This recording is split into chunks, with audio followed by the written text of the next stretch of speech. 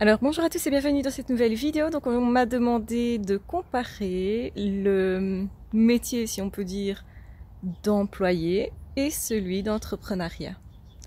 Qu'est-ce que ça a changé? Eh bien ça change beaucoup de choses. La manière de travailler n'étant vraiment pas la même. Il faut être très organisé, ça c'est vraiment quelque chose de fondamental et donc aussi de très passionné pour ne jamais lâcher. Donc ça veut dire continuer, quoi qu'il arrive, quoi qu'il se passe, de travailler, de s'imposer justement un rythme aussi, parce qu'en réalité vous pouvez lâcher beaucoup plus facilement, vous n'avez pas effectivement de personnes au-dessus de vous, d'autorité réellement, mais en même temps c'est à double tranchant puisqu'il faut savoir s'organiser comme je l'ai dit. La grosse différence évidemment aussi c'est que vous n'avez plus de salaire fixe, si on peut dire que c'est une différence, parce que en effet, vous pourriez tout à fait vous organiser de manière à avoir des activités qui sont plus ou moins régulières et donc qui vous donnent un salaire régulier également. Le truc qui est vraiment très positif pour moi, c'est vraiment le sentiment de liberté, l'envie d'être libre et de faire comme je l'entends, d'éventuellement d'ailleurs changer mes objectifs continuellement, de refaire le point quand il me semble qu'il est nécessaire de refaire le point. Et aussi, on est moins, si vous voulez, sous le rythme d'une autre personne. Donc ça, c'est plutôt intéressant. Beaucoup plus de liberté pour organiser son travail, mais beaucoup moins de distinction entre son travail, puisque moi, c'est une passion, et la vie privée. Donc parfois, un petit peu de difficulté à scinder les choses, à se dire aujourd'hui, je fais quoi? Je vois plutôt mes amis, ou bien je travaille. Qu'est-ce qui est prioritaire pour moi? C'est pas toujours évident et ça demande de se poser des questions justement intéressante, utile et fondamentale qui est finalement ma valeur première c'est quoi? Est-ce que c'est plutôt le travail? Est-ce que c'est plutôt le relationnel? Est-ce que c'est plutôt ma famille? Est-ce que c'est plutôt... Et en fait ça varie en fonction des moments et c'est bien ce qu'il faut comprendre, c'est que à certains moments c'est utile effectivement de travailler, à d'autres moments c'est plutôt un temps à se consacrer à autre chose, au repos éventuellement, au partage, parce qu'on en a aussi besoin.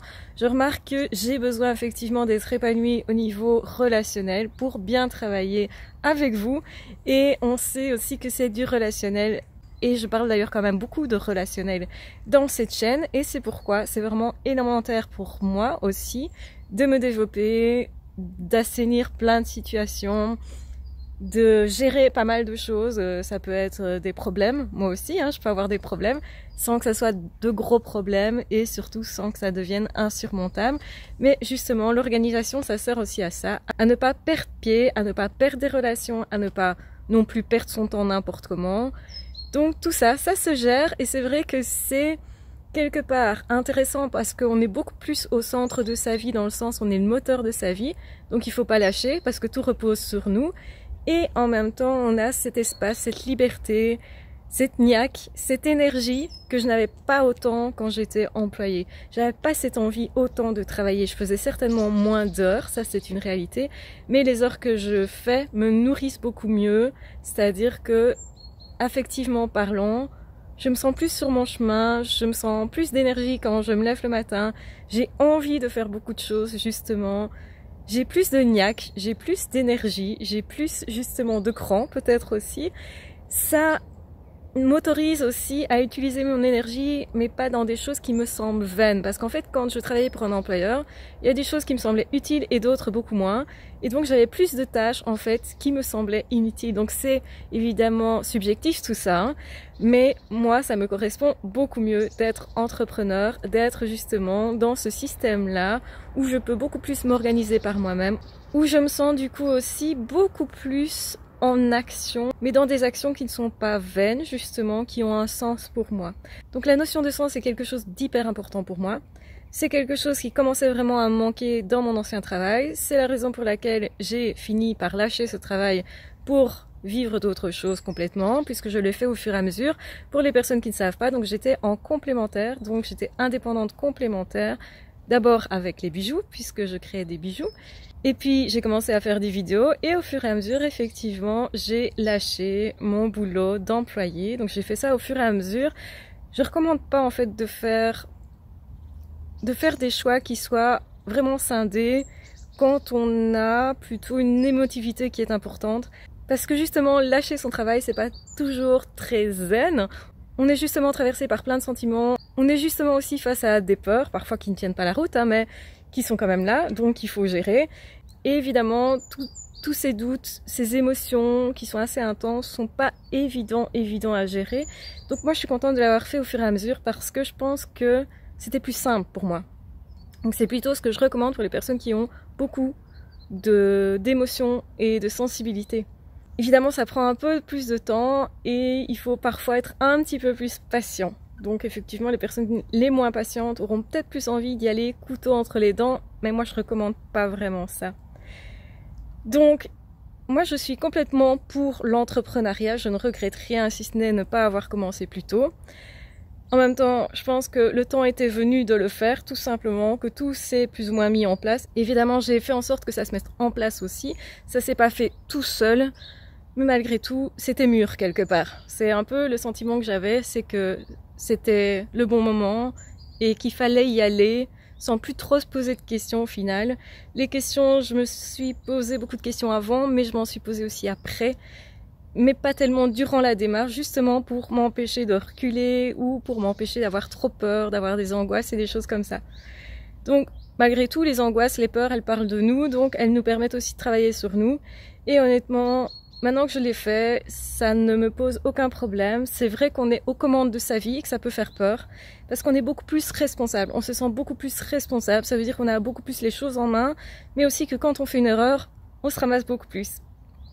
Donc ça, c'est toujours compliqué. Je pense que ce qui est aussi compliqué, en tout cas, encore pour l'instant, peut-être un peu pour moi, c'est de faire la balance entre vie personnelle et vie professionnelle. Quel temps je consacre à l'un et à l'autre, c'est parfois compliqué, justement. Parfois, je me dis, je devrais consacrer plus de temps à autre chose, peut-être, ou plus de temps à me détendre et à me reposer. Toujours un peu de mal à arrêter, en fait, et à me poser, à faire autre chose. Sauf quand, évidemment, ça remplit aussi d'autres critères, d'autres objectifs que j'ai, parce que je n'ai pas que des objectifs professionnels dans une vie, ce qui est normal.